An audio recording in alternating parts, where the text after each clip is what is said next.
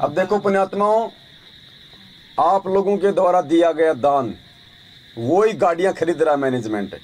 वो किस काम में ले रहा है? हमारी साथ संगतियां रुकवाने में, उल्टे काम करने में, राजनीतियों में गाड़ियां भगा रहा है, गुंडों की सीबीआई जांच में गाड़ियां भगा रहा है। और एक गाड़ी परमात्मा ने आप सभी भाई बहनों को सेवा के लिए निमित्त बनाया, और देखो गाड़ी कहां कहां। अगर ये गाड़ी ना होती, सपोज करो ये गाड़ी अगर ना होती, हमने ना ली होती, तो कल राजस्थान के अलवर में साथ संगति थी, हम वहां आ गए, आज नहीं आ क्या आज यहाँ पे हम आ सकते थे? नहीं आ सकते थे। तो आपकी सेवा किसके काम आ रही है?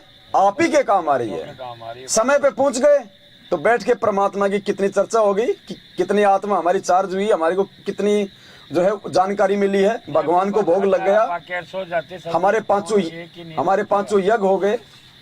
तो कितनी दूर दूर के सवाई माधोपुर की करके फिर बुलंद तो ऐसे सदुपयोग भगवान इन साधनों का हमसे करवाएगा।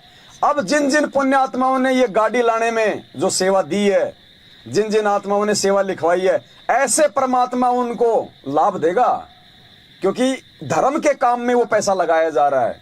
गुंडों की सीबीआई जांच में 5-5 लाख रुपए का चंदा नहीं दिया जा रहा, जो इन्होंने राजस्थान के अजमेर में आनंदपाल सिंह की सीबीआई जांच के समर्थन में 5 लाख रुपए भक्तों का दान दिया था ना, चंदा।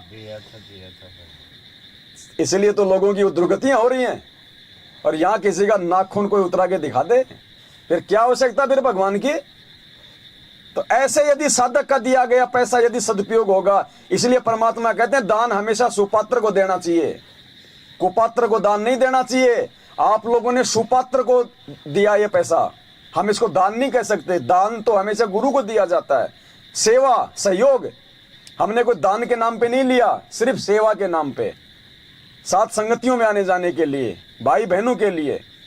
और देख लो, सुपात्र को पैसा दिया, सुपात्र को किया, तो ये हम सब के आ रही है काम, वरना कहां होते हम यहाँ आज। भगवान की जय हो।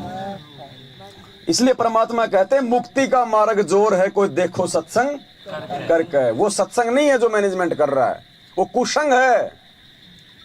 आपका वहां पे कोई मार्गदर्शन नहीं किया जा रहा।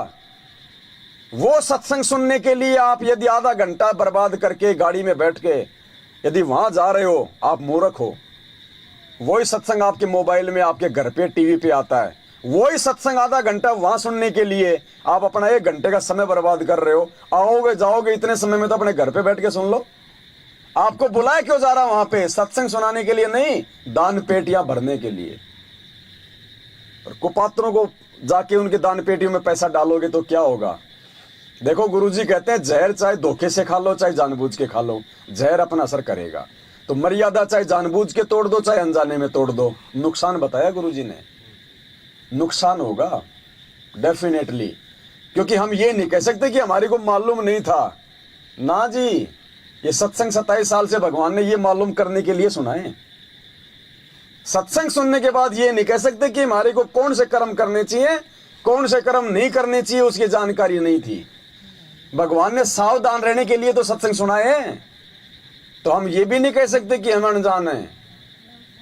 फिर भी वो मालिक दयालु, अगर 100 गलतियां करके भी यदि हम सुधरने की गुंजाइश रखेंगे, तो मालिक कहते हैं सौद स्वरूपी उतरे सतगुरु सत कबीर, दास गरीब दयालु हैं वो डिगे बंधावे धीर। फिर भी परमात्मा संभाल लेगा।